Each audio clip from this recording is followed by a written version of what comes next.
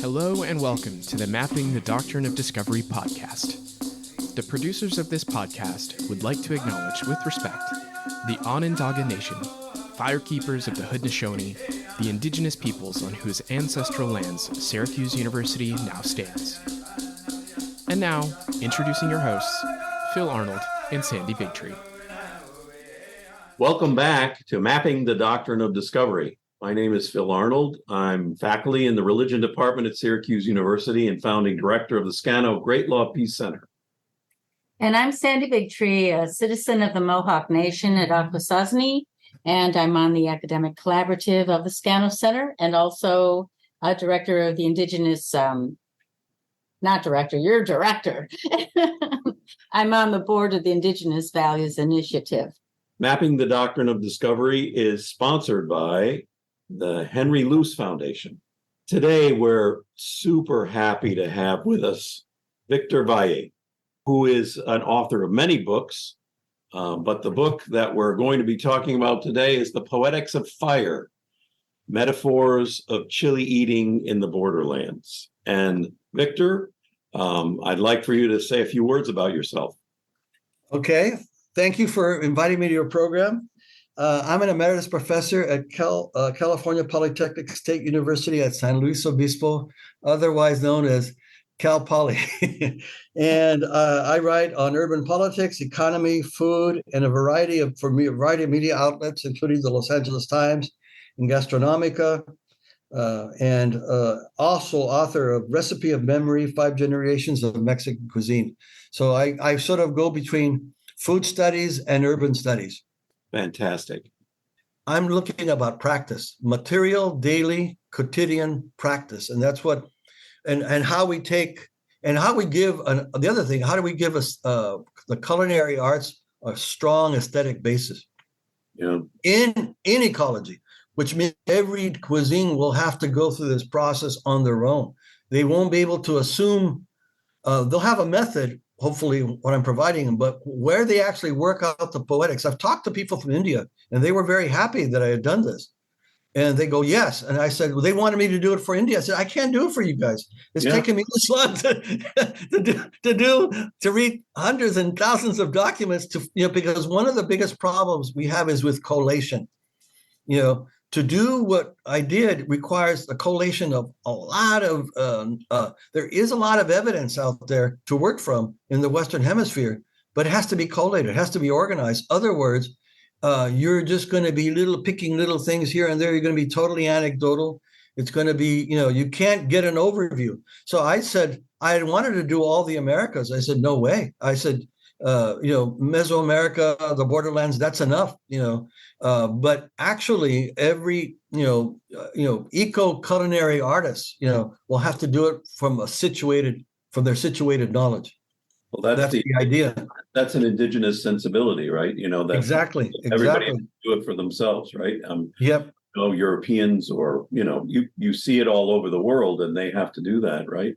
So, and you did chilies. Right. Yes. Chili's is your focal point here, and maybe we can go back to that. Maybe we can start that. Maybe you can just start talking us through chilies. Why chili? Why did I pick chili? Yes. Yeah. There's two things. After I had finished the book, it's called Recipe of Memory and 5 Generations of Mexican Food. What happened was I was saying earlier, I was talking about how I was raised in a family that was very much involved in practice. They were also literate. So right before I went to graduate school at Northwestern in journalism, my aunt said to me, I have something for you. I said, ya que vas a ser periodista, now that you're going to become a journalist. And so she gave me a series of handwritten collections of recipes that went back to the 1860s in my family from Guadalajara. So I began to, eventually I write a book from that. So when I finished the book, the editor, Don Davis, who's now the editor-in-chief at, Bon Appetit, she asked me, so what do you want to do next? I said, I'd like to do a book on the aesthetics of Mexican cuisine. Well, I wasn't ready to do it. It was no way I was going to be able to do it then. So that was 1996. That's how long it took. I didn't forget about it. I wrote other books, but I was always thinking in the background. And in that process, I began to realize this issue of the West and the non-West, and said, what would allow me to sort of just go immediately to this non-Western reality? And I said, Chile. Chile is the one. It's an outlier within Western gastronomy, although it's not that people aren't eating it, but when they talk about aesthetics in Western cuisine, they're not principally talking about Chile. They start from the 5-6 basic tastes. They've included umami, sweet, sour, bitter, whatever, the whole list. I'm forgetting them all. But Chile doesn't figure in that. Okay, that's perfect. And so then when I began to read the literature, not only does it not figure in that, it from the colonial period onward, it is a marker of the savage, right? Right. So the Spanish use a term, comida de cristianos, food of Christians, and la comida de indios, or la comida de los naturales. They all had different ways of saying it, but it was definitely a dichotomy there of us and them, right? When I read through like 300 years of Mexican literature, from the colonial text to even the early liberal period, even the late 19th century, there's one of the things the Mexicans, even when they are overthrowing Spanish colonial rule against French intervention, they're still mostly repeating the Spanish concept. They're on the Spanish side of the ledger when it comes to their relationship to that food, right?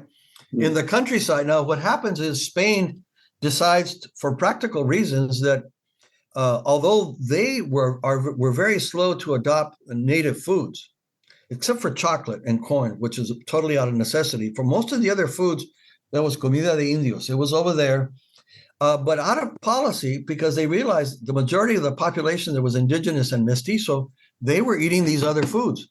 So in order for them to work in the mines, because that's what they really cared about, in order to build their mercantile economy, they said, as a matter of policy, he said, wherever you can, you will grow these things. They will just make it a statement.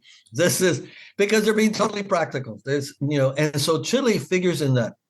I write a chapter, in fact, of how Chile goes from Mesoamerica to New Mexico.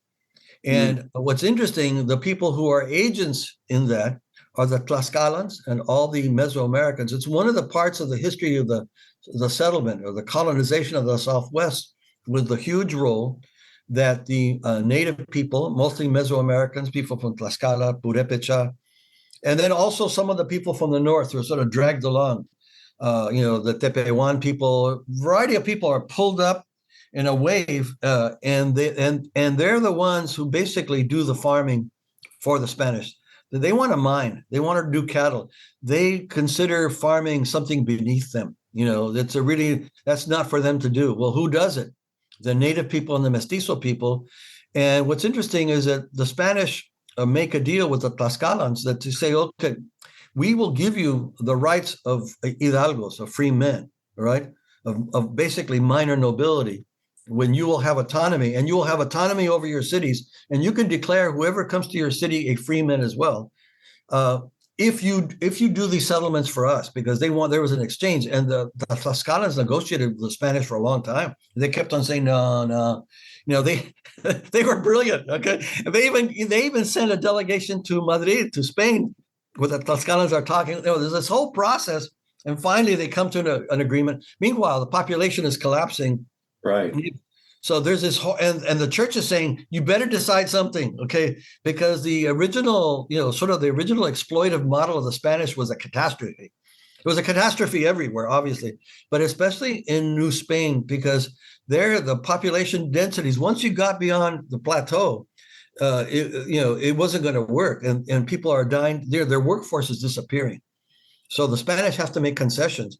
They will not be the way they were in San Luis Potosí in Peru, the way they just were totally ruthless and didn't give a crap of what happened, right? In northern New Spain, for pragmatic reasons, they have to make some concessions. And within that context, the Tlaxcalans arrive, and they were already known as being master gardeners, right? So they go into the borderlands, and they're, so I sort of retell the whole story of Chile from a Mesoamerican perspective. Wow. Who was involved in it. But that was the difficult transdisciplinary challenge, because at this period now, native people do learn to read and write, but they're only at the service of the empire. They're basically bureaucrats. They're not allowed to any whiff of cosmology. It must be stamped out immediately. Any even indirect references I talk about where people are using chili as medicine, which is coming out of the idea of hot and cold. This is basic standard Mesoamerican medicine. It's not, they would say it's witchcraft, no, but it's not. It's just their view of the body. That's, just really basic stuff. And they have to expunge that. It's like, that's the 1700s, I'm sorry. Yeah, it's biochemical, I mean, it's a healing practices, hot and cold. It's as ancient as human beings. I know. So, but at that time, the Europeans they were merely influenced by Aristotle, and there's the Galenic idea. So that's although the Europeans did have that this idea of hot and cold is pretty all throughout the world, right? Right. So it's not something unique. So that's kind of what was going on here. So I said, okay, so I'm going to this commodity, which it is now in the 21st century, has an incredible history. It tells you how the idea of the other is created, and this will get back to the idea of the doctrine of discovery. Right. The way the Europeans interact with the material world in the form of the chili and other native foods, right? Mm-hmm. And the way they bifurcate, they create this binary view of the world, wild versus, the idea of nature itself is at the core of that. All right. That makes it very easy for the doctrine of discovery to be adopted as a technology, as a governmentality, let's say, because that's really what it is. It's a governmentality of empire. But for a European, they're already dividing the world in that way already. They're already seeing this. The Spanish were doing it with the Moors, right? They were already practicing this idea of that's the other, this is us, we're the Christians, they're this whole way of doing that. So for this idea of the doctrine is totally ruthless, and everything that you guys are talking about at that conference, it also, you say, well, why would this be so easily adopted, right? Yeah. When you look at food, you see it right there on the ground. People are making, and they're not even concerned with the doctrine. They're just mapping the world. The maps of intelligibility of the world are already there in the way people are handling food. And that's what's the beauty of this project, because you're always having to return to a material object. It's a biological genomic thing. I mean, so it has all these connotations. And then meanwhile, the other part of the book talks about how native people saw Chile, which is, and that's why the first chapter talks about this metaphor, the Chile, the salt, in chilito intestat, which, and the way it means the chili, or I said the salt, the chili, it should be in chilito intestat, okay, the chili, the salt. And what it means is, it means all that for which we require to have pleasure in life, right? You could, Europeans would say, or Americans would say, the spice of life. I said, yes, in a very general sense, but it is that metaphor within their cosmology, which means you have to understand, well, what is pleasure to the Mesoamerican body, right? You have to go into imagine the Mesoamerican body to understand how that metaphor works. And how powerful it is, So within the, Philip, you're a specialist on Tlaloc, okay? Well, no, not anymore. Not anymore. Okay, you've gone on. Okay, it is resonating with all of this too. Yeah. Well, what's interesting is that Tlaloc has two sisters, and one of them is Chicomecoatl, okay, which is Our Lady of Sustenance. And you would think that Chile would be under the purview of Our Lady of Sustenance and her Tlamacasque, all the the minions, right? No, her other sister is it has a big long nahuatl name, which I'm not going to say. It leads Our Lady of the Little Chile, Nuestra Señora del Chilito. Okay, wow. And she has her own category, and she's equal to Chicomecoatl. Okay, wow. So it tells you something of how Mesoamericans, how much importance they give, and they're both sisters of Tlaloc, the great Earth Lord, right? Right. And so now you go, okay, this is hardwired. This is like foundational, right? So, and that was a big help. One of the persons that helped me was Daniel Deuve from France.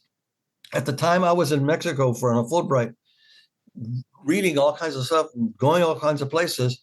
She is writing about the present day poetics among the Tlacpanec. Okay, this is in State of Guerrero, and everything, all the way the food is served, all these metaphors still survive. I mean, they haven't gone away, Wow. and they exist in a Nahua ceremonial context, Tlacpanec ceremonial context, and these ceremonies are performed when the cabildos,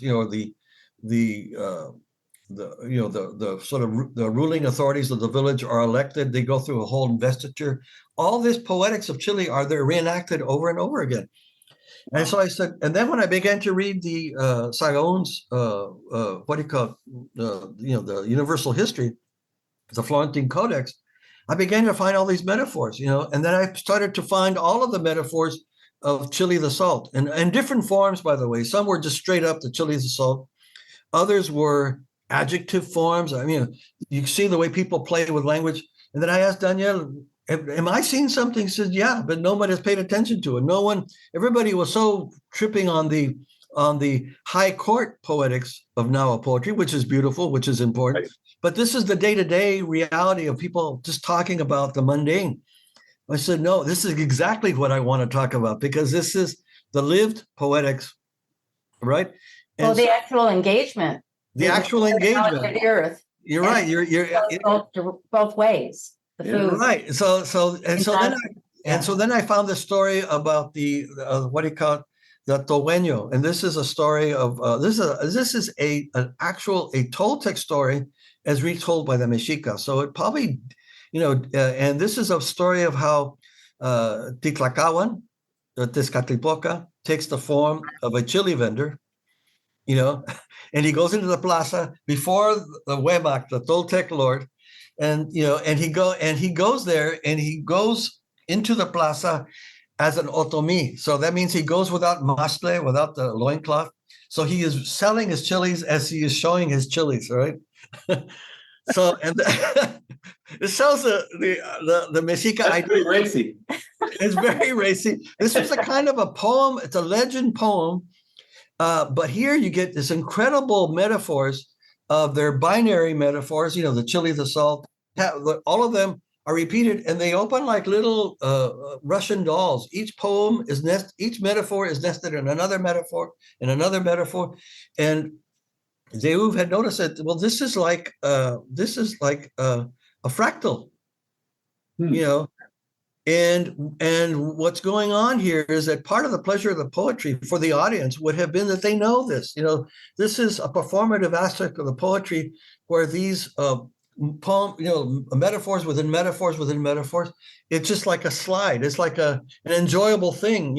It would be very sophisticated for us people now to think of poetry that way, but for them that wouldn't have been such an unusual thing. That was part of the. In addition to sort of telling a story of how Huemac is overthrown, and right. The cult of human sacrifice will prevail over the cult of Quetzalcoatl, right? There's that whole struggle is taking place, because what happens is when Huemac's daughter goes into the courtyard and looks at the chili vendor, she's shocked. Okay, so the king says, Huemac says, the emperor says, okay, you got to have sex with this chili vendor then, so we can get this out of your system, right? And then we'll figure that out later. So she does. The daughter is cured. She has satisfied her curiosity for carnal knowledge. Okay, to put it that way. But then the problem is that all the kinsmen of the king are saying, what have you done to allow a lowly otomi onto our family? It says, what are you doing here? It says, this is an outrage. This is an embarrassment, right? Because the otomi are the Mexica represent them as being uninhibited, crude, lewd. That's the image of the otomi, right?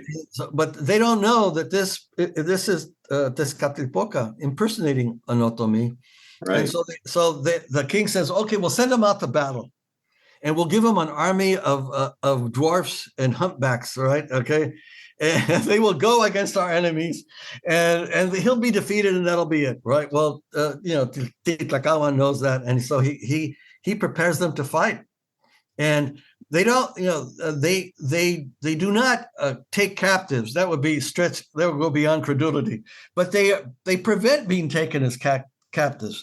And that's considered prevented as a huge victory. Yeah. So now he comes back, and so he reveals himself as who he is. And so it's like, Huema must leave in shame. This idea of the emperor, like Quetzalcoatl, who must leave in shame, this idea of being shamed before his own people, is this idea.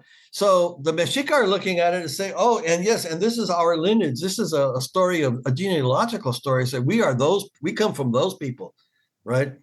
Right. It's a way of claiming their Toltecayot, their Toltecness, but in that you see these beautiful metaphors. If I had the text, you can see how they work. So he uses the word Chiltotl, all right? The word Chiltotl in Nahuatl at one point means big chili, right? Big chili, but it's also a euphemism for phallus, right? And it goes over, it goes on and on and on. And one of them is the use of the word, the association of chili with heat, the physical sensation of heat. So now we're going back to the biochemistry of chili. Yeah. And so, and then later I show how this idea of chili being synonymous with heat was very common. I give a ritual, it's called Firehouse, Teocalli, the Teocalli ritual, where basically they eat these tamales. They're stuffed with the hottest chili they can get and a little brine shrimp, right? And a little bit of greens. And they eat these really quickly and try to get as enchilado as they can. So they literally have the firehouse is their body, in their body, right? Mm. And so they've heated their bodies physically, and they're full of tamales, right? And then they drink huge draughts of pulque, which are cooling. Pulque is cool, all right? Is the water symbol. It's and within their dietary cosmology, that is cool, chili, hot. And so you douse the fire, and in the ritual, they're also having a fire and dousing the fire, but they're also reenacting this having the fire and dousing the fire within their own bodies, right? Wow. And, yeah. So you see, well, this was every day, because the people who are doing this, the really packed ceremonial ritual calendar Duran tells us. I mean, almost every day something is going on in the valley, right? You wrote about that. Where all these, so this is just, again, the ordinary day enactment of what would have been everyday cosmological knowledge of how the world is, So a bit like a sweat, it's in North America, yes. Right? It's a bit like, undergoing and its healing properties. It's also a spiritual practice, right? Like a temescal, right? That whole idea. Temescal, exactly. A sweat lodge, right? Yeah. Yeah. So it's very, so that's why, so I said, once I found that, and then Danielle was very helpful, her work, I consulted with her through email a little bit. He said, am I crazy here? He said, no, you're onto it. Nobody has done it. So at that point, at a certain point, I said, I don't know how I'm going to fit this together. How is this going to work? And that was the breakthrough. I said, and then once I began to see that, I began to find this metaphor, even in later text in Alarcón, where he's doing his involuntary literary criticism, where he goes in, he's an Nahuatl speaker. This is now in the 1660s. I forget, it's much later. And he's rooting out, he's using his knowledge of Nahuatl, which he speaks fluently, to go after the curanderas, all the healers, and to putting people in stocks, making them, he was doing his own inquisition without the permission of the church. Eventually the church catches up to it and said, no, we'll handle the inquisition. Stop it. Because he was creating such chaos, right? Wow. But within that, within his text, you find all these other metaphors of Chile, and beautiful metaphors of Chile. And one of the things that happens, and he was saying this infernal idolatry, but what's happening in some of them, they're just talking, they're using metaphors to talk about the poetics of the Chile's effect on the body. But they're talking about the neurochemistry within their medical practice, but in the most beautiful poetical form. And then people are taking Oyoloqui, which is a morning glory mixture. He even tells us the amount: 52 seeds, okay, crushed into a tea, and you drunk. It's a mild psychoactive, right? You see that. And so they would give this to the patient, and then the healer would also take it, and the healer would go into, like Maria Sabina would go into a whole poetics of how how the Earth Lord, it could be a divinity or it could just be the chili was helping your body, but they reimagine the ass, which is very interesting because it's not anything like you'll see in European medicine or their idea of idolatry at all. It says they're reimagining the physical effect of the cure upon the patient's body, but in a totally poetical form. So it's both. That's the conundrum that I found here too, was this idea of, because you don't have this definite clear line between what is spirit, what is matter. Matter is imbued with spirit, is lively. I mean, there is no, the European languages fail us hugely because you can never really quite get that. That's one of the huge problems we have. And just as a side note, that's why native languages have to be, we have to persist going forward, because some of this can actually only be expressed in the native language, because that's the problem is translation. We use words that have all these other implications, words with all kinds of metaphysical implications, which make complete sense within Western thought, but don't completely jive. I mean, sometimes they're close, sometimes they're not. And so that's part of the problem. Really, this knowledge is best performed within the language that created it. It makes the most sense in that language. And that's the other thing, that part of what I was doing here was to stop our reflex to universalize, to say, oh, I know what they're talking about. Right. Oh, I know what they're talking about. Well, are you sure? And then and one of the things that happens that the Spanish talk about this, they accuse the native healers of being too empirical, which I thought, well, that's a compliment because they're so interested in the body and how it works and everything. It's like, wow, this is like, God, that's really advanced. They said, give them some credit, and they can't handle that. It's just like, and they don't want to be infected by that. They said, they're trying to keep that away, because they would, and that's what I see that happening now is that, people are talking, I think, decolonize this, decolonize that. And for people who are invested in that their whiteness includes the benefit of coloniality, then, this is very problematic, because it's forcing them to question their Christianity. So, well, what is it I'm doing here? And Bruno Latour, I'm going to quote him in a kind of a funny way, but he was saying, and you probably can give me scripture here. And he said, of what good are a man's goods if he loses his soul? So that's one of the early Christian thing. And he says it's the other way around. Of what good is a man's soul if we lose the world, right? Do you need help catching up on today's topic? Or do you want to learn more about the resources mentioned? If so, please check our website at podcast.doctrineofdiscovery.org for more information. And if you like this episode, review it on Apple, Spotify, or wherever you listen to podcasts. And now, back to the conversation. Right. Lose the land. Right. I know, so he means the land, right? Yeah, the physical, tangible, the magic. Right. Reroute all the water, Exactly. So all these herbs and medicines are growing along these streams. Of all of that, what is the point, right? What are we striving for? And so for some people, however, the payoff after death is still the reward they want. And for me, I don't care about that. I mean, it's, I would like to keep life going. I want to be returned. And my ashes returned to my tree in my backyard. Generation right here. Yeah, we're at that point, there's a surge in need for, food sovereignty. There's all these movements afoot, across the world. And I think you're making connections that are super important, we talk about the boarding schools up here, what they did to the children and teach them how to farm the land and till it and just rip it up from the Atlantic to the Pacific. And cut the trees down like crazy. And cut trees, but destroy all the microorganisms beneath the soil, So there's one other chapter that deals with how, so we go through all these phases through the colonial period, but one of the periods we go through too is how the 19th century, how the metaphors of Chile are used in, I would say, the poetics of necroviolence, of using metaphors of Chile to talk about violence upon Mexican bodies.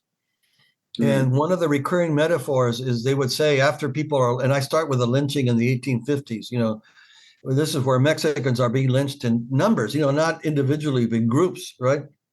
Or shot. Then the other thing that happens here is this is sort of the untold story of lynching in the Southwest, which it has a sort of different, it has its own timeline that is different from lynching during Reconstruction, during Jim Crow, which is a different story, or during slavery. That was a different story. Here, it's a very much it starts as soon as as the Anglo settlers come into the Southwest, and so people, now people are for reconstructing, confirming the number of lynched, and at least it's more than 500, probably several thousand of Mexicans and other Latin Americans who are lynched in California, Texas, and this is in Texas in the 1850s, and so what's happening, 13 Mexicans or 11 Mexicans are lynched. But the reporter says this is an Anglo reporter talking to other Texans, and this is to reassure them that, that there's that zone there along the Rio Bravo, the Rio Grande. There's kind of a no man's land. Both countries still claimed it, and it had not been settled as to what the border was going to be there. And so people from Texas at first they settled further north, but now they want to go right up against, where Galveston and that area, that sort of that part of the river where it goes, the part of the Rio Grande that flows into the Gulf. Well, that's going to become South Texas agriculture. Industrial agriculture will get started there. So there's this period there. And what's happening is this guy says, and not even, and they hung them up, the Mexicans in a hung up position. So I in that chapter, I talk about the poetics of that little story and how it's repeated over and over again. Bancroft will use this story. People will keep on repeating the story. And they said, not even the wolves, the lobos, which we're talking about the subspecies of the gray wolf of the plains. It's a gray wolf, the desert subspecies, a little smaller. And not even the lobos will eat the body of a dead Mexican because they're so infused with chili, And Wow. yeah, and this metaphor will appear over and over again. And it's just basically, this is about revulsion, the poetics of revulsion that the Mexicans, and what's interesting here at this point, they're saying that the Mexican body is revolting because it's hybridized. It's part Indian, African, and they're always looking for pretext to, again, this is all pretextual, but they're looking for ways to make the Mexicans other, and also to stop the Mexicans resisting slavery, because that's the other thing that's going on. During this period, the Mexicans are helping in the Underground Railroad. This is a Southern Underground Railroad. People are going to Mexico. Mexico, by this point, has already declared slavery illegal, 1820s. It's, so there's this other agenda going on, and the Mexicans are an obstacle to that. They hold land, but they're also, their way of doing things is problematic. So they're going to have to stop it, right? But what's interesting is that they recruit the wolf, and the other stories is coyote. So the natural world now is sort of an ally of the Anglo white supremacists. It's very interesting. And so I go into analysis. Yeah. Huh? In their imagination. In their imagination, of course, and I also show how, since I've already explained the situated knowledges of how Native people in Mesoamerica and other places, how their knowledge of the body, of place, and everything is so tightly packed and so coherent, right? I examine the use of that metaphor and ultimately show how, no, these Westerners do not have that understanding of place. They really do hate wolves. And at the same time this is going on, there's a war on wolves. The federal government is giving bounties on wolves. So here you have an incoherent, it's a cosmology of convenience. It's not even a cosmology, it's a pretext. But it also shows how, but in other ways, it shows how the colonists see nature, how they envision nature and how they envision Mexicans, Native people as just an extension of that natural world that must be dominated, right? It must be colonized and controlled, and so that's what it's about. And so, but then I also, near the end of that chapter, I talk about how at a certain point, that story, that narrative, and that metaphor of revulsion is no longer useful. There's a point at which Mexican food is going to be used to market to Southwest real estate and tourism.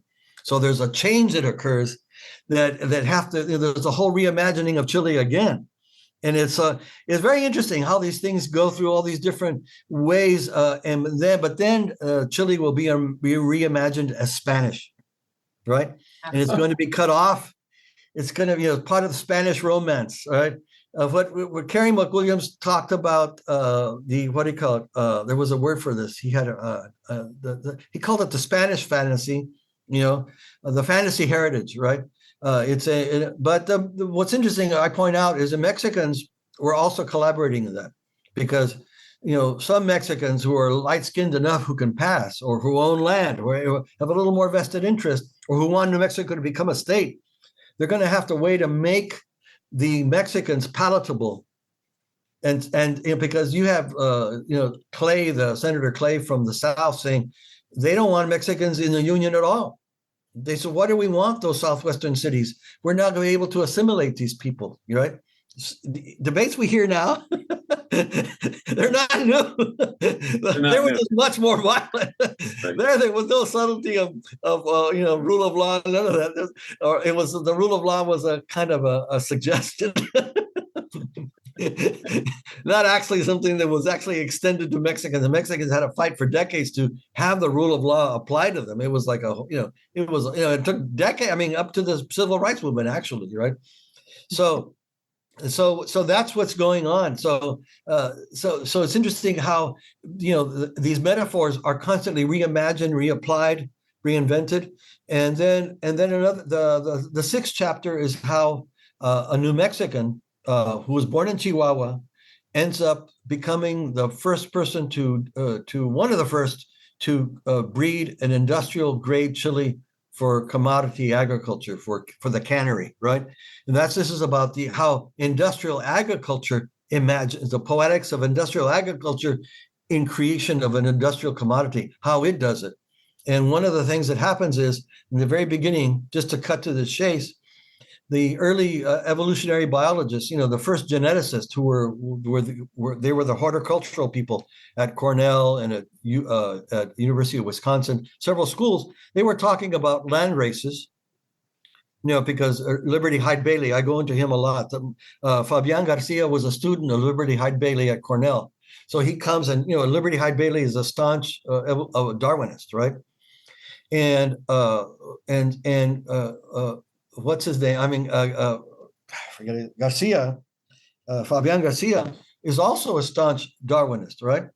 And he's talking about natural selection in his articles, which I found nobody had dug up his articles. He is talking about, he is quoting from Darwin's notebooks, which are not his works that will come published later and are mostly read by specialists, which he was an academic. Of course, he would be reading that. It was not in the general circulation. And so a lot of Darwin's early work are with farmers and gardeners in England. I mean, that was part of the gentry life, So a lot of his early work is he's acquiring his field notes in England and then in other places where he does that. And so Garcia is aware of this. And so he is going to use Liberty Hyde Bailey's method of creating a new species, which was to create as much biological diversity of a strain that you could assemble, plant them all close together, and then allow them to hybridize, and then go through the crop and pick the ones you want, and then start those, replant those, and replant, through a whole selection process. This is very slow, by the way, right? And meanwhile, Mendel's on the scene, and the Mendelians, the U.S. Department of Agriculture say, well, that is just too slow. I mean, that method did produce very good results. Luther Burbank in California developed these really great plums. That's it. Now I have to go into agriculture, right? So we're going to it was working. It was an effective method, but it was way too long, and it was very unpredictable because you had to go through the process of fixing. You got to go for beyond temporary hybrids. RNA hybrids versus DNA hybrids are two different things, right? And so RNA hybrids are easy to create, especially with capsicums and squash. They hybridize very quickly. But to make that fixed into the DNA of the species, to make it a permanent feature of that plant, is a little more complicated. And there's a whole way you do it. I'm not going to talk about that. But so they were doing that. And that's a very, but what Bob Bailey was saying is that you need as much biological diversity as you can to help a plant adapt.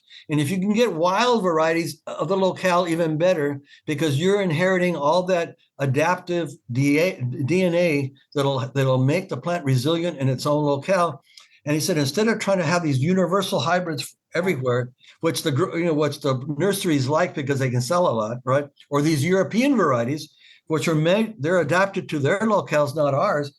We have to do this. We have to find ways to, in that sense, indigenize those varieties, which is beautiful, logical. But he was basically using the techniques of native people with a little more efficiency, I would say, because this method is what people were doing throughout the Americas in their locale. They were selecting, they had been doing it for thousands of years, for at least 7,000 years, maybe more, right? So people were doing it. He just found a little more efficient way to do it, but it's the same logic. Tap into the local DNA to make the plant more resilient. So Fabian Garcia does that. And so he creates a native New Mexican chili. He calls it, I can't remember the title. I don't have the book here, but he basically calls this, he doesn't call it he calls it native chili, right? And that's his idea. Well, eventually by the 70s, the ag industry in New Mexico, in southern New Mexico, most of all, we'll call this a New Mexican chili, right? They'll take the step, but in this process, they're talking, the chilies that he was using, they were described as land races, right? So now we have the language of race entering, which if it has no scientific basis for talking about human populations, why the idea of race have a basis for plants, right? And we know in classical evolutionary biology, there are no races. Sometimes there are subspecies, which is not as common. So what it does is, but the growers want to do this because they're trying to market their type of green chili as so unique that you can't get it anywhere else. It's authentic and unique. It isn't actually, because in northern New Mexico, people had been growing their so-called land races since the 1600s. See, now eventually, by the time we get to the 21st century, the New Mexico chili industry will prevent any other chili grower to talk about their chili as New Mexican or native. And the only one who can do it are the industrial varieties. Okay, they sort of monopolize the genome, right? So, but in that process, the poetics is they talk about I'm trying.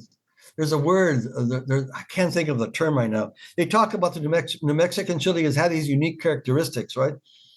It's a unique combination, but it is not unique because Capsicum annum hybridizes readily. I mean, and these characteristics of a low-shouldered, long, fleshy chili, well, you find it in chile de agua in Oaxaca, right? A delicious chili, by the way. So, but they're trying to create a poetics for a commodity whenever you do that, you have to say we're the only one. We're the authentic chili, and nothing else counts, Right. even though that's totally goes against the whole history of the plant. The other thing was interesting, Garcia, when he created this, he will end up creating the genetic basis for the industrial varieties. Well, only one of his varieties actually came from southern New Mexico. The others all came from Chihuahua across the border. So a little detail. In other words, of course you're going to do that because where are you going to have the most genomic diversity? Well, you're going to go have it in Mexico because that's where, the further south you go, the richer the genomes are because that's where they come from. It's like Vavilov Center, right? Where you have the most genetic diversity of a species, that's probably where it started, right? And we know now that they're pretty certain that the starting point for the domestication of chili is not in the Tehuacan Valley, which is a little north, but in the mountains below that, in what's Otomanguean speaking area. In other words, these are the ancestors of the Mixtec and the Zapotec. These are the area where this chili has a start as the domesticated variety, right? But this is forgotten. See, that's why in the previous chapter I explained how the Mesoamericans are part of the story of Chile. You cannot tell the story without them.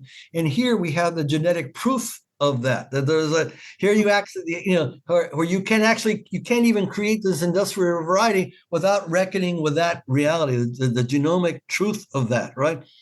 So what happens is by the time we get to the 20th century, that whole connection, that's why, what do you call it?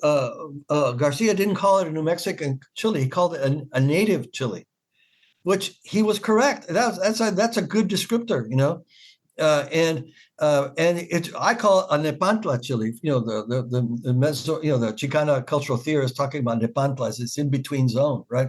I say this is a chili of the borderlands, and in that sense, it is both north and south of the border.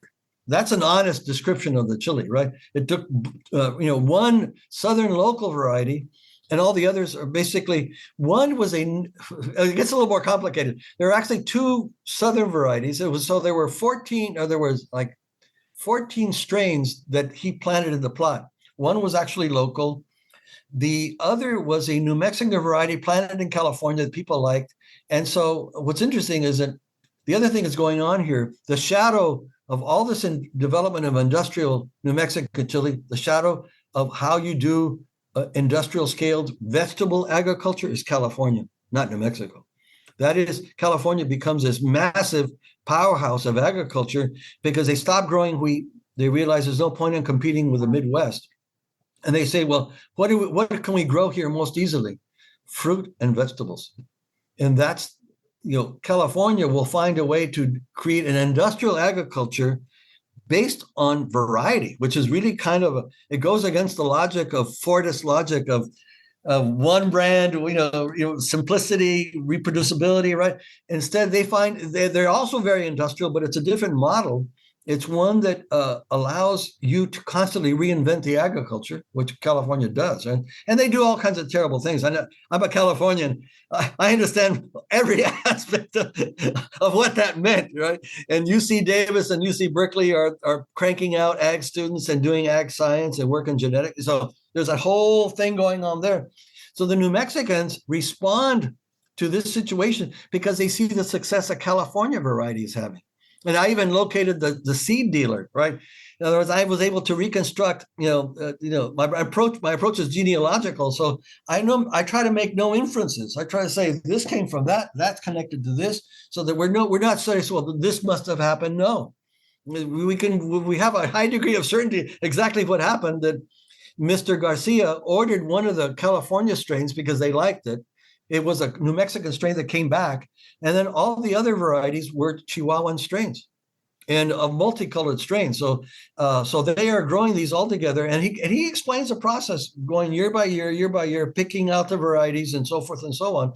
And what's interesting, going fast forward, the Chile Institute is founded by, I think, a University of Wisconsin molecular biologist. Now we have the School of Genetics descended from Mendel, right? What says you can intervene in the genetics of a plant one trait at a time and design it at a time. Liberty Hyde Bailey said that's not. He said it's technically possible but not desirable because you're going to be throwing away all these other good traits that you actually need, right? They go with that. So that's too simplistic of a way of understanding genetics. Right. So what? They had their debate. So now he comes across, and when he's talking about Garcia's chili, he's created this institute, the New Mexico State, New Mexico State University in Las Cruces, and they're going to form this chili institute to help the chili industry survive. Right? He says that Garcia did this by accident. His discovery of the chili was serendipitous, forgetting that his method was Darwinian from the start, right? And so, although the Darwinians had not actually figured out the mechanism at the DNA level, their inference was completely scientific because they knew how hybridization worked and was completely predictable. And so, there's nothing unscientific about it. So, not only is his chili racialized, using the racial logic of land races and the way they imagine the chili, which I explained, in a Derridian kind of critique of their metaphor, they're also dissing him at the same time, and saying he did it by accident. So one of this early Mexican Darwinian scientist, that is like a double insult, right? Right. Because, so now we're rediscovering evolutionary biology. And that's one of, it's like Yeah, I mean, like, let's. so, so this is like, I'm telling that story because now the reason I'm doing this because in northern New Mexico, the native people, all the Puebloan communities, the Anglo ranchers, Mexican ranchers, they are fighting the incursions of the industrial chili. They are trying to keep they're trying to keep their strains from being genetically swamped. For example, the southern strains that Garcia used, that they used to exist in southern New Mexico, have disappeared. They've been absorbed into the industrial genome. They don't exist as strains anymore. So so the stakes are high. They seem, well, fussing about chilies, but this is a microcosm of the problem of monoculture. Right. Yeah. And so what happens when you industrialize and when you don't reserve enough, you don't protect the diversity of the species? Nothing wrong with doing large scale agriculture, but when you do that, you have to maintain the genetic diversity. So you always have something to go back to. That's what Liberty Heights Bailey says, that we shouldn't think about this universal strain for lasting forever. We will always want to go back and change our taste change, the environment change. We always have to be able to go back to sort of make a new recipe of the cultivar we want to eat, right? And so, but you can only do that if you maintain all the genetic diversity as much as possible, right? And so, in the end of that chapter, it said, yep, those strains no longer exist, and the northern and central strains are already showing incursions from the southern industrial strains. So you see that process going. And then the end of that chapter also talks about how they wanted to make a GMO chili, a glyphosate tolerant chili, because the southern industrial growers, because they were planting chili so much in the same place, when you overplant a cultivar, you're basically sending out a signal, all pathogens, please come here, right? Yeah. Colonize this area, because we're and so the strain becomes weaker, it becomes more problems. So their solution to that, instead of making the plant more resilient, was, well, okay, we will remove competition from weeds, which does help. It's a marginal help, but it is not solving the problem of overplanting in the same place over and over again. In other words, then you add the problem of adding glyphosate or ready Roundup, is now you are hurting the ecology of that place. Right? So, so people don't understand that the use of those herbicides, their most obvious impact is on the ecology. Not necessarily on humans. There's no strong evidence that eating these plants are going to hurt you. People wanted to say that. That was the imagery they wanted to use, but that's not actually correct. The biggest problem is to the ecology of the place. In disregard for the soil. Yeah. I mean, Exactly. Soil ecology. Yep. Their conversation, right? In industrial agriculture, the soil is insignificant. Insignificant. That's changing now, thank God. But absolutely better. Yeah. Like, oops. Oops. But also in your story, it seems like they're trying to racialize these crops in a way that excludes the Mesoamerican heritage, right? Yes. Of these plants. Yes. So cutting off the kind of indigenous element then. Exactly. The only origin story they recognize is a Spanish origin story. They say the Spanish Oñate brought the chilies. Yeah. And I'm saying, well, he may have physically brought them, but the people who were in charge of planting them was not him. And the other thing I mentioned is that, the criollos, the European born, the Europeans born in the Americas, they don't really, adopt native foods until 200 years later. I had an incorrect idea of Mexican food being hybridized from the start. A process starts, but it's much slower than I had realized. The Mexican food we know now, really, it doesn't really become to exist, as a national cuisine till the 1960s. When the Mexican tourist industry now is going to tell a story about the food, and then they're going to use the idea of the indigenous ingredients connected to the Toltecs and all of that. That becomes, now, the reality of Mexican food is that there isn't one Mexican food. There are only a series of cuisines. They're also ecologically based. So every region has its own character. But, for tourism, I mean, so you have, the Mexicans are involved in this too, in a different way. They're Right. also reimagining, and they're also starting industrial cultivars, so they're not excluded from the process. They're just doing it their way. One of the things that's different, and this is the point I mentioned in the beginning, for the Nahua, when you were reading the Florentine Codex, and they're talking about the good chili vendor and the bad chili vendor, the good chili vendor has variety. So from the very beginning, there is no generic chili idea of the way I'm talking about it now. It doesn't really exist that way. Everything is specific. And when I interviewed Zapotec people for the end of the book, the same thing. There is no chili as a general concept. It is all specific because for them, monitoring the variety is the most important. Their idea of excellence is based on diversity. To say it another way, they can't really have a good Mexican cuisine unless you have at least 7 varieties, at least 7. Oh my gosh. 14 would be better, and in actual, you know what I mean? So when you go to Oaxaca, that's what you're dealing with, the variety and the art of mixing and combining, and all the different kinds of treatments that and what's interesting is that this knowledge was known like 3,000 years ago. They found a cave, one of the earliest caves. I mentioned the place, I think it was in El Salvador, but this was some ancient, Mesoamerican. I forget who was living there. Probably Maya, but whatever. There's some ancient farming community, and they have all the middens from the caves, and they found 7 different varieties of chili, and then they have all the metates, all the grinding implements, and they see how they were used, and they were saying, well, they were using chili in all these different ways, from green to dried to soaked.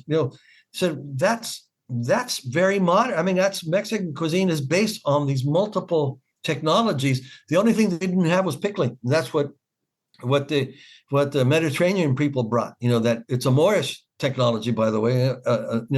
And so they bring that. But other than that, they had all the different ways of using chili. And so you go, oh, so this idea of diversity, instead of it goes against the idea of the essential, the perfect one. The idea of this idea when you're looking for perfection in one thing, right? That when you think about that, that's a very essentialist logic, because you're looking for some expression of these timeless qualities in this one commodity, right? When in fact, if you want to have really good cuisine, you don't want that. You want variety to really do good cooking.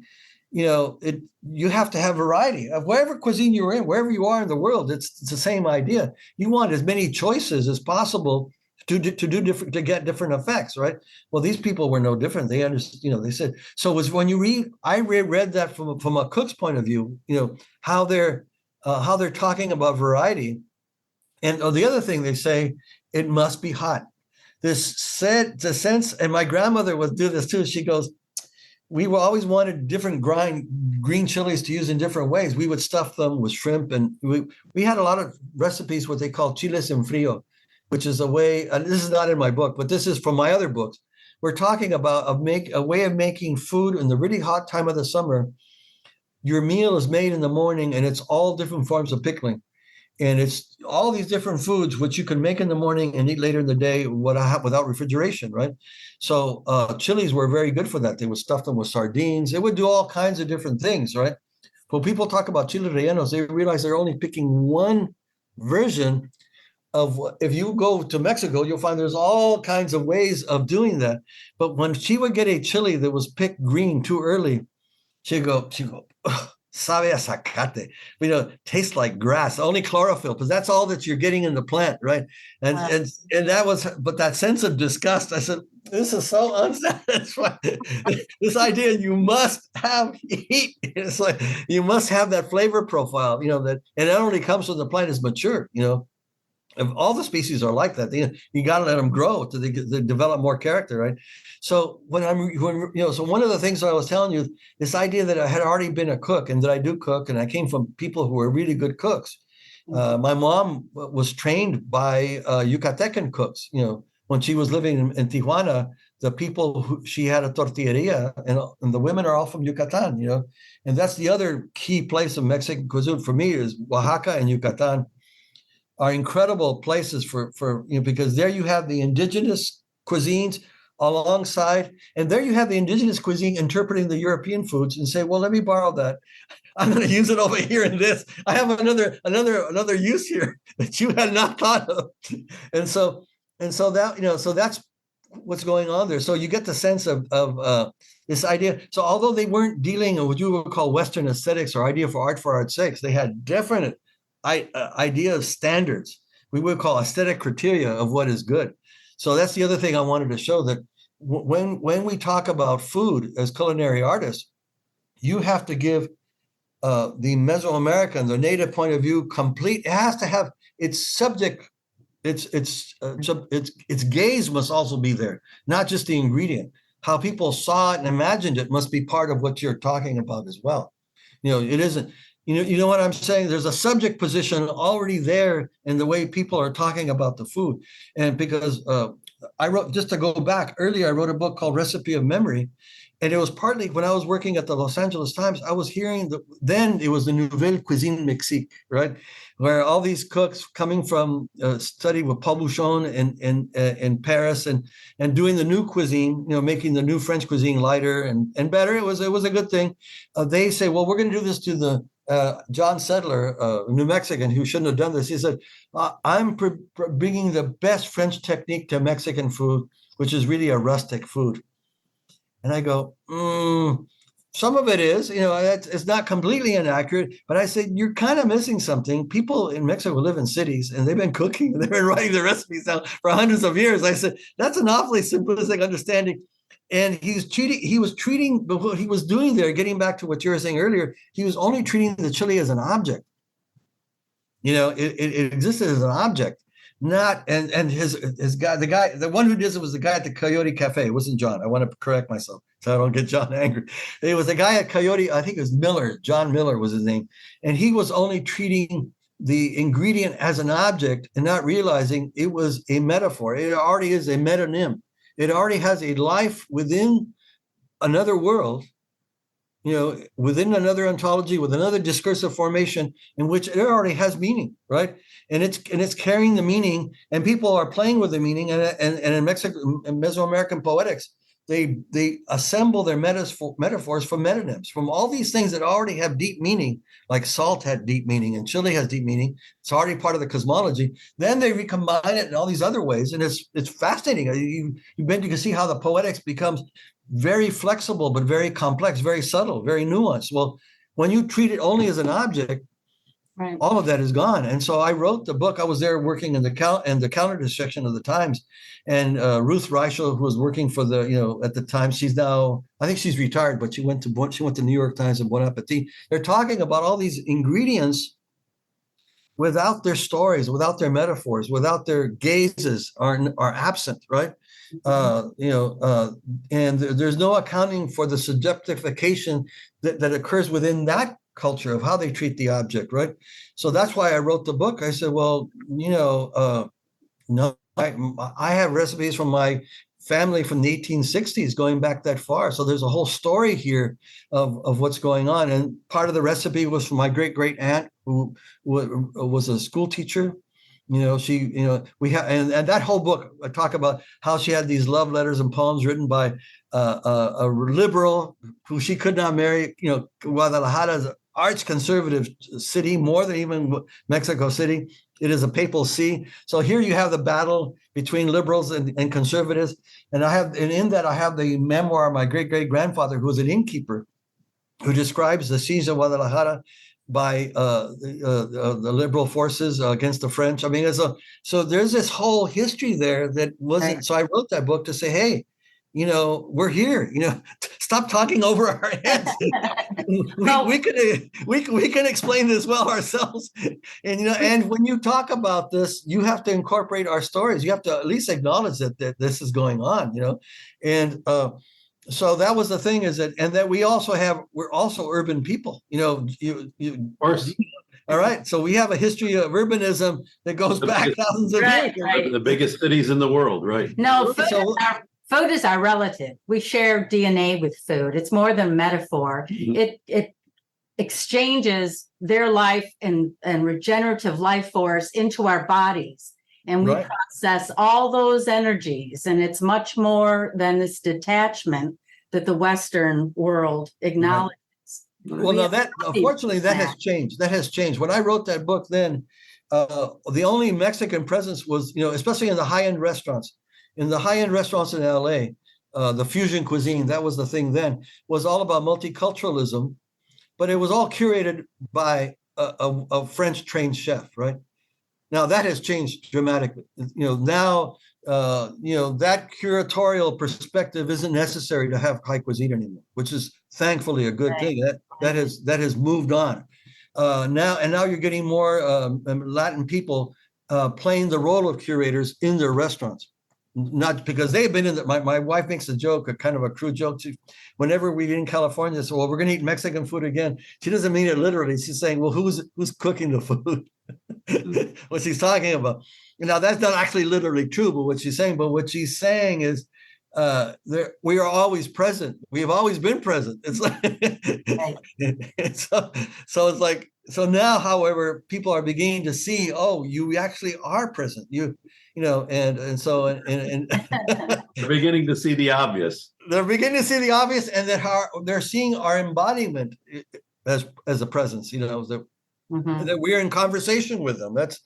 We want to be in a conversation. We don't want to be excluded. But it's important for people to see how the doctrines of discovery and the colonization of the earth, the colonization of our food, affects our health, our soil. Oh, yeah. It's such a major connector here that we need to address how the doctrines of discovery have attacked our spirit. Yeah. Yes, yeah, and that's why I chose Chile, because you have to confront its materiality, its life. You have to confront it in all these different meanings, the different contexts.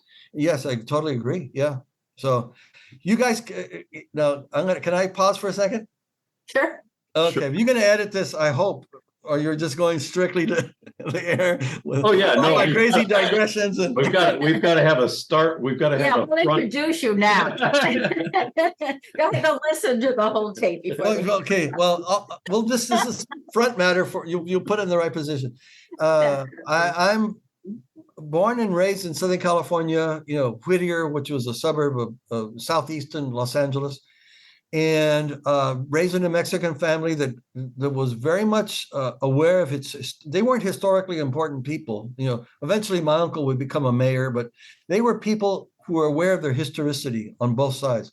On my grandfather's side, he was illiterate, but he narrated his story of his 6 months in the Mexican Revolution when he was recruited by one of the last surviving anarchist generals, Jose Inés Salazar. He has a detailed account of that. So although he was illiterate, they were very aware of their history, of their place in history, of what they had gone through from all the revolution, all of that stuff. They were very aware of who they were. And on the other side of the family, some had been landowners, some were city folk. They were mestizos in the sense that they were craftspeople, hat makers, accountants. They weren't so wealthy, but they were already situated within an urban lifestyle. So they were very aware of that. And then on my father's side, the women were all school teachers. So there was an idea of literacy. So when my grandmother talked to me, she was a school teacher. The way she talked to me, the way she encouraged me to say, now, what do you think about this? And to engage me in conversation. I see the way, I said, yeah, she was a school teacher. She brought me out of my shell. I am kind of an introvert, but and they were getting me to speak Spanish. That's the other thing too. They would send me to Mexico, even though my dad was undocumented. They would find ways. Okay, you're going with your aunt, or you're going with your grandma. You're going to spend time there. So that was kind of a thing. So then I learned to read and write in Spanish. So at home, I had to be studying on weekends, right? So that's like really the part of my biography that doesn't get mentioned. That's the part that's really important. If I didn't have that, it would be much harder later for me to do comparative literature. So eventually I get degrees in comparative literature in Spanish, talking of Latin American literature, and that becomes my basis for my journalism. So I was already quite aware with the nonfiction aesthetic tradition or literary tradition of journalism, what they call la crónica, And there's not one, because in Latin America, that form has been reinvented over and over again, but it's always is an aesthetic form. It's very much aesthetic forward. It's kind of like Joan Didion, that the permission people give themselves, Hunter Thompson, all those people. Well, that way of giving themselves interpretive permission, or the the performance of the aesthetic, is being crucial to the nonfiction form. I was sort of raised. I said, that is really cool. That is such a. And then I read the New Journalist, and I said, John McPhee, who I loved a lot. I said, that's cool. That's how I want to be a journalist, that way, but it took a long time, because, even within the Los Angeles Times, when I went to Northwestern, I got my second degree. I got a master's in comp lit, and then one in journalism just to get a job. I basically did journalism because I wanted to write books, and so I was not a trust fund baby.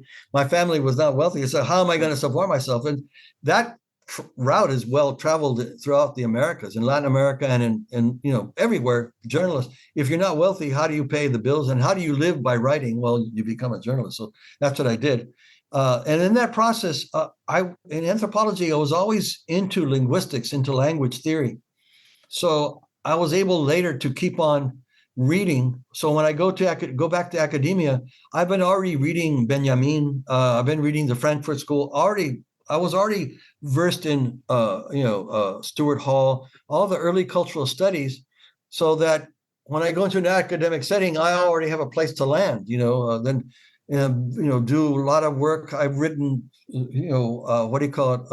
A book called The City of Industry, Genealogies of Power in Southern California. And it's a Foucauldian genealogy of capital and the creation of a white capitalist, white supremacist subject. Instead of using those tools, where in ethnic studies, we were talking about ourselves using those tools, I say, no, let's look at white capitalism. This is, but that was based, while I was a reporter, I was able to get all these documents. One of them were these FD 302s, which is the principal literary form of a special FBI agent. An FBI agent keeps a diary, and it's called an FD 302. Where, depending on the case, in some cases, they actually maintain a narrative. The really good special agents maintain a narrative. So you could call this an occult literature, right? In the sense that it's the literature that the prosecutor will read in building a case. The U.S. attorney or assistant U.S. attorney will read in building a case. So I was able to get those. And these are technically sealed records. I can't tell you how I got them. So when I got them, I was covering white-collar crime then, because at that time they wanted me to cover, Mexicans killing each other, blacks killing, African Americans killing each other. And I knew then, without, that I was conspiring in my own racialization. So I had to find a way not to do that. Mm-hmm. So then I became a specialist in white-collar crime, which meant that I had to learn California redevelopment law, federal redevelopment law. I had to do a lot of law to understand what are the governmentalities of privatization, because California is this, we think of this very cool liberal place. No, this is capitalism in its roughest, toughest form. Sometimes this image of California is unwarranted. I mean, for what we have achieved, we had to fight for. It wasn't given to anybody. Because when you see Silicon Valley, the way they do things, their whole logic is always to be a monopoly. Now, Silicon Valley uses technology, software, or actually machine technology, to create that monopolistic advantage. Think of Apple, think of all of them. And they all are doing that. They're very, that's the old robber baron mentality of capital, right? Where we're going to control everything. But they're smarter about it because they're using technology. But in Southern California, there's also the real estate industry was the same way. And they were supported by a subsidy, since the 1950s, that gave them the money to do that. To basically, it was the financing for privatization of land, right? And so when I was right, and I also realized the role the railroad played. The railroads were instrumental in this whole process. They weren't, people had this idea of them wanting to own all the land. No, they weren't trying to own the land. They were trying to own the development trajectory. They wanted forms of development that meshed with their railroads, with their industries. So they were very involved with the planning. So I deal with one city called the City of Industry. And basically, it is an economic gerrymander. there's only 600 residents or 500 residents, and all of them in some way are in debt to either rent from the city or have businesses in the city. So they're basically a privatized electorate in a privatized city. So this is what happened there. The governmentalities, the technologies of governments that occurred there was probably one of the most concentrated forms of it, but it was not unique. This was happening throughout California. These governmentalities of the Redevelopment Act, the Home Rule Act, Home Rule laws, all the Joint Powers Authority, all these very things, and people still do not know what they are. They were driving the land process. In other words, when it actually came to owning the land, how do we get the land away from these people and give it to these people, right? For me, that was very much understanding what had happened to my family, because in both sides of my family, they had been displaced by redevelopment, or they had to fight redevelopment. And as a kid, I saw them going through all kinds of distress in the family. Eventually, in one part of my family, they fought it. They used what is called owner participation, which was an updating of the California redevelopment law that allowed the owners of property to participate in the development. In the early stages of redevelopment, like in San Francisco, the African American communities there never realized they could participate. They used redevelopment to just push them away, the way Moses did in New York, wiping out whole working class ethnic neighborhoods. Well, in my neighbor, from my uncle and the whole family, they had these very difficult, very emotional meetings when everybody was talking, and then the lawyer would come to the family and they were figuring out how they're going to pay him. Well, eventually they were able to redirect the redevelopment so that my grandparents, my uncles and aunts kept all their houses. And then not only that, they built the community center where I was married. It's like, so I began to see it, but I needed to understand that more. In other words, how we can actually have some investment in place. But for Mexicans, that was always been one of our traumas, always being displaced. Even when we get land, we're pushed off of it again. That's why I identify with some people right now who are going through this problem. They think they have a homeland. No, move. Now it's a 20th century form of diaspora. Through privatization. Dispossession.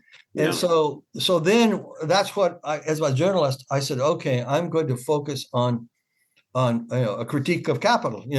But that's essentially, and whenever I can, I'm going to know so much about it that even though I was not a high-ranking journalist, they had to rely. That's the thing I also realized too, that you don't have to be marked with the seal of approval of being the elite journalist, because there's a lot of favorites that go on in a news organization.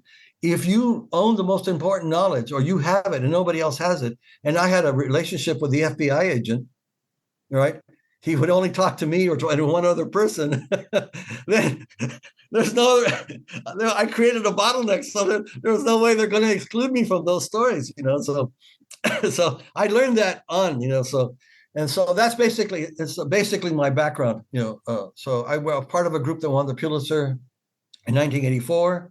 Yes, I knew that. Yeah. Yeah. And we won awards in journalism for I want two other things, and so that was so this is where my undisciplinary approach came from, was seeing how writing, academic writing, journalistic writing could be used for having an effect on day-to-day life, on changing conditions, and so that there's always been an element of my writing that is applied, that I'm not, although I am interested in the theory, I understand the academic part. I'm also interested in building weapons, basically, for people to use in their day-to-day lives to change their realities. And so in Los Angeles, you have seen that I wasn't the only, as a journalist, I was covering a lot of the reporting on the undocumented. I was that part of the generation that refused to use the word illegal. So we're not going to call them as illegal. We're going to call them undocumented. We enacted a discursive change in the way in the journalism of that time that eventually became widespread. First in Los Angeles, but then we did it there, and since my family had been activists, that's the other thing I forgot to say. They were one of the things that happens. That I was in the Chicano movement. I was there on August 29th when the big demonstrations. But soon after, we realized that Chicano movement its spirit was alive, but its politics was not adequate, right? And so then, and one of the things it told us is that a lot of our parents were undocumented, and the Chicano movement did not have a way of acting upon that. At the same time, Cesar Chavez was purging the leftists. So there's a history of the left in my family, and say, wait a minute. We always supported Cesar. We always supported not him, but the workers. But we also knew that his politics was not adequate, and that amongst the Chicanos intelligentsia, they were glorifying him a little too much. I say, well, wait a minute. He's not really helping us with the issue it's facing now. And as in the 70s is when the migration of undocumented Mexicans begins, as Los Angeles begins its deindustrialization and reindustrialization. We went through the period where we're losing our smokestack industries the way the Midwest did. But what was different about Los Angeles is it was immediately followed by reindustrialization, a new paradigm, a new post-Fordist paradigm. And in that paradigm, if you couldn't offshore the industry, then you brought the workers to the industry. So that was this whole logic of neoliberalism, of externalization of cost, right? That's what you're dealing with it. And so we were in the middle of that. And they say, look, at all these people are being sought after, they're recruited, and at the same time they're being demonized. And my family's in the middle of that. And he said, we need a new politics. And so in the 70s, I'm writing another article about this, the left will develop that generation, and they're Mexicans, they were Chicanos. They were just Chicanos who realized they had to invent another politics. And that politics becomes a politics of what is now our immigrant rights movement, which now includes all kinds of people. It isn't, we were the foundation of that. And now it's Asians and it's the Middle Eastern people. It was very interesting. What started out as you might say, as an ethnically inflected kind of thing ends up becoming this transnational, universalist, but when you go back to the slogans and the understanding, this critique of the border as a technology of controlling the price of labor, that's an early Marxist explanation of what borders are for. Borders are for to guarantee different prices of labor. That's the most, and at that moment, we understand that. It's just a basic, we weren't like doctrinaire Marxist at all, but we understand, that's true. That is objectively true. So get on the ground, yeah. Yeah, and if we're going to have a politics, we're going to have a politics that deals with that. And so by the time I go to the Los Angeles Times, and I'm writing, when we do our series, we began to call ourselves Latino, what people are calling Latinx, because we realized now we had all this Central American immigration. And we were not going to be able to use that older terminology. You could be a Chicano, you could say, I'm happy to be Mexican American, but we existed in a larger community. So you had to be able to acknowledge that we were not identical, that we could have a conversation and that we were all working towards this goal. So what happens in LA is that the politics of the city of Los Angeles, the county of Los Angeles, were radically changed by that. But what's interesting is and then let's state legislature as well, we bring in this sort of working class politics into the mainstream everyday life of the United States. That's why Biden, you see, there was a whole fight. The AFL-CIO did not deal with this in the 90s, and not to about the year 2000, just finally the AFL-CIO realized that they're not going to have a future unless they deal with the fact that they have to organize workers who have papers and some who don't. Sin papeles y con papeles, right? And that's a fundamental, that was the shift. So that's the generation I was a part of. So my journalism was very much inflected by, how do we actually have an effect on day-to-day life? At the same time, I was very much aware that my family was a resource of all this knowledge, so as soon as I could before they died, so we would have meals where we would talk about certain recipes, then we would run the tape recorder and they would eat, and they say, this is, when the food was good, they remembered, and then all these stories come out. They would talk story as, Maxine Hong Kingston talks about all the story. And then other times it wouldn't work. They said, no, Manuelito. They would call out my middle name. I said, no, that's not right. Whatever you're trying to do, that doesn't work. But that was good too, because you had to know what, my wife was really an important part of that too, because she's Mexican and Chinese. And so she was raised with a father who knew coastal Nayarit food, which is different, which is seafood, and Cantonese. So and in fact, their kitchen, the ingredients were divided down the middle. It was like two archives of ingredients it was like two paradigms, really. That's how they had them next to each other. And he was, he ran the International School of Bartending in Los Angeles, where James Earl Ray was one of his students. And he ends up becoming the guy who has a photograph of him that the FBI will use to apprehend him at Heathrow Airport. So that's a whole other family of story of journalism. But the thing is that, I was very aware that, okay, if I don't talk to these people, all this other knowledge is going to be lost. So I did a lot of interviews and was able to generate articles after that, and then write a book after that. And still, even before my parents died, I did other things which I haven't written about, but I'm waiting to write about someday. But talking about cheese making and all these other things. So that's fantastic. Okay. That's fantastic. That's a very long biography. Yeah. Fantastic, Victor. I think what we'll do is we'll conclude it there. And you've given us so much. It's just like white knuckling here, like the fire hose of, information and images. I mean, all kinds of things swimming in my head. So really want to thank you. I'm looking forward to you being here in Syracuse. The producers of this podcast were Adam DJ Brett and Jordan Lawn Cologne. Our intro and outro is social dancing music by Oris Edwards and Regis Cook. This podcast is funded in collaboration with the Henry Luce Foundation, Syracuse University, and Hendricks Chapel, and the Indigenous Values Initiative. If you like this episode, please check out our website and make sure to subscribe.